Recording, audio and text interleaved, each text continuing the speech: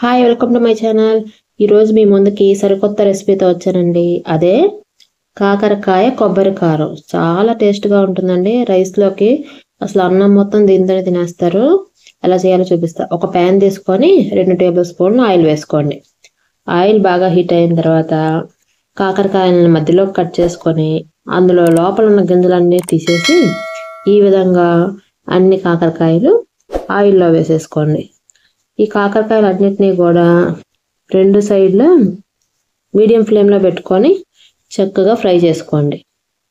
ఇవి ఫ్రై అయ్యేలోపు మనం కొబ్బరి మసాలా కారం ఎలా చేయాలో చూద్దామండి.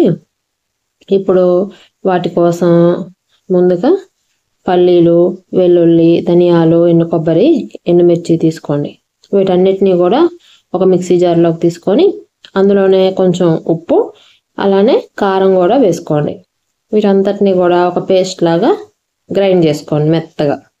ఇప్పుడు దీన్ని పక్కన పెట్టుకోండి. చూడండి, కాకరకాయలన్నీ కూడా చక్కగా 50% వరకు ఫ్రై అయిపోయినాయి. ఇప్పుడు వీటన్నిటిని కూడా ఒక ప్లేట్లో వేసుకోండి. మరీ ఎక్కువ ఫ్రై అయినా కూడా మీకు బాగోదు. ఎలాగో మనం తర్వాత మళ్ళీ ఇంకోసారి వీటిని కూరలో మసాలాతో కలిపి ఫ్రై చేస్తాం కదా. ఇప్పుడు అదే ఆయిల్లోకి ఒక 1/2 స్పూను జీలకర్ర వేయండి. జీలకర్ర ఫ్రై అయిన తర్వాత కట్ చేసి పెట్టుకున్న ఉల్లిపాయ ముక్కలు, పచ్చిమిరపకాయ ముక్కలు, కరివేపాకు వేసి చక్కగా ఫ్రై చేసుకోవాలండి. ఇవన్నీ కూడా బాగా ఫ్రై అయిపోతాయి కదండి. ఇప్పుడు మనం తయారు చేసుకున్న పేస్ట్ని ఇందులో వేసేసుకోవాలి. దీన్ని ఉల్లిపాయలతో కలిసేలాగా ఒక్కసారి బాగా కలుపుకోండి. ఇప్పుడు ఆ మిక్సీ జార్లో కొంచెం ఒక టీ గ్లాస్ నీళ్లు పోసి తొలిపి అవి కూడా ఇందులో పోసుకోండి. ఇప్పుడు మొత్తాన్ని కలుపుకొని కాసేపు ఉడికించుకోండి.